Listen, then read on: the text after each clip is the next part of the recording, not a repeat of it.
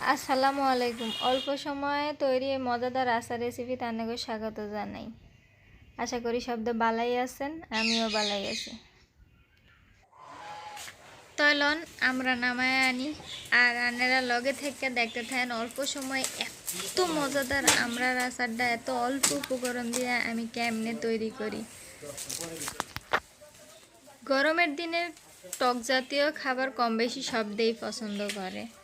তো এই আমরার আচারটা আপনারা যদি আমি যেমনে বানাই হেমনে বানান তো ফ্রিজে রাইখা বেশ কিছুদিন সংরক্ষণ করেও খাইতে পারবেন। তো এবার লন দেখা যায় কি কি উপকরণ লইছি আমি এই আমরার আচার বানানোর লগেই থাকেন দেখতে থাকেন। এনে লইয়া লইছে আমরাটিরে সুন্দর করে চুলে লইছি, হলুদ, লবণ, কয়েকটা মরিচ, তেজপাতা, পাঁচফোড়ন আর লইছি সরিষার তেল আর একটু সামান্য চিনি। এবার এই হুকনা খোলার মধ্যে এই পাঁচফোড়ন দিয়ে হালকা আছে একটু ভাজা লমু।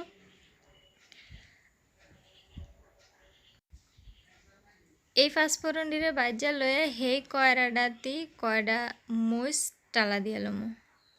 আর এইটা হচ্ছে এই মশলাগুলো সুন্দর করে গুঁড়া করে লমু। এটাই ওইব গিয়া এই আচারের প্রধান মশলা। এই পর্যায়ে কড়ার মধ্যে দিয়ে দেবো সামান্য একটু পরিমাণ সরিষার তেল। এই আচারটা বানানোর লগে অনেক বেশি তেলের প্রয়োজন নাই, অল্প একটু তেলে এই আচারটা অনেক সুন্দর হইব। আর তার মধ্যে দিয়ে দেবো কয়টা গোটা পাঁচফোড়ন, দুইটা লাল মরিচ আর কয়েকটা তেজপাতা। এই দিয়ে একটু লাইরা সাইরা এদিকে একটু হালকা একটু ভাজা লমু।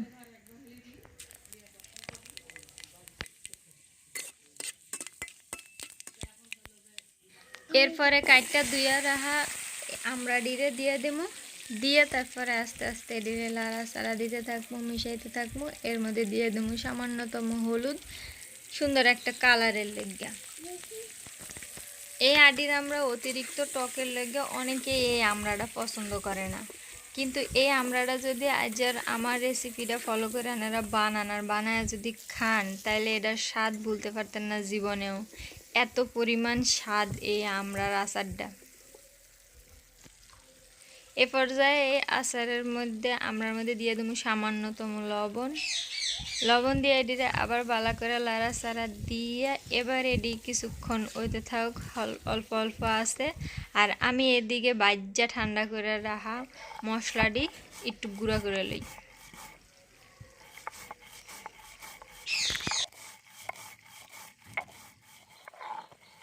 আচারের স্বাদ আনে এই মশলার গুঁড়াটাই, এইটারই বিশেষত্বের লেগে আচার খাইতে এত স্বাদ। এই পর্যায়ে বাজ্যা রাখা ওই মরিচটি সুন্দর করে দিয়ে এর লগে এক লগে ওদিকে বাইটটা মিশাইলাম।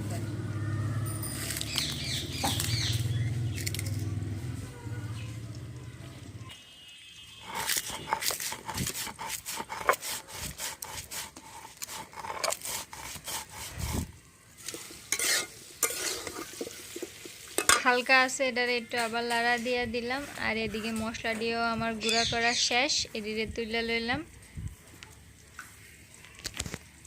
এই আচারটা খালি ভাত খিচুড়ি সব কিছুর লগে যে এতই জমা যাইব যা কোয়ার মতো না। ওখানে দিয়া দেবো স্বাদ মতো চিনি, যে যেমন স্বাদ খান চিনি, যে যেমন মিষ্টি পছন্দ করেন হ্যাঁ এমন চিনি দিবেন। আমি আমার স্বাদ মতো চিনি দিয়া দিলাম। দিয়ে এদিকে আবার সুন্দর করে লাড়া চাড়া দিয়ে চিনিটি এক পর্যায়ে এরম গলা যাইব।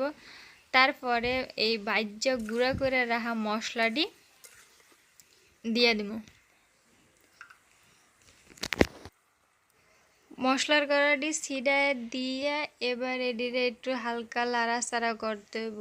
চিনিটি গলা চিনিটি যতক্ষণ না পর্যন্ত গায়ে গায়ে লাগিয়ে আইব, আমরা আচারটা একটু কালো কালো হইব এতক্ষণ পর্যন্ত এটিকে সুন্দর করে লাড়তে হইব। আর এই রাজকীয় স্বাদের আচারটা যে কত অল্প সময়ে মাত্র কয়েকটা উপকরণ দিয়ে তৈরি করলাম সেটা তো আপনারা দেখতেই পাইলেন। এই আচারটা যে খাইতে কত স্বাদ হইব সেটা আপনারা হয়তো দেখেই কিছুটা আন্দাজ করতে পারতেছেন, আমার আর কয়ে দেওয়া লাগবে না। এই পর্যায়ে আচারটা মোটামুটি রেডি। আমি আচারটা নামায়া আনেগুলাকে একটু পরিবেশন কইরাও দেখায় দেই যে দেখতে শেষ ফিনিশিংটা আসলেই দেখতে আমরা আচারটা কতটা মজাদার হয়েছে। আশা করি আইজার এই আচারটা দেখলে যে আচার খাইতে পছন্দ করে না হেরও মনে করব যে একটু চাইকা দেখি যে আসলে কেমন স্বাদ হয়েছে। আমার কথা বিশ্বাস না হইলে আপনারা এই আচারটা বানায়া তৈরি করে খাইতে পারেন। আইজার বেশি কথা না বাড়াই, আপনারা যে যেন থাহেন, বালা থাহেন, সুস্থ থাহেন, এভাবেই পাশে থাহেন। তাই আইজার মতো আমি এনই বিদায় লইতাছি। আল্লাহ হাফেজ।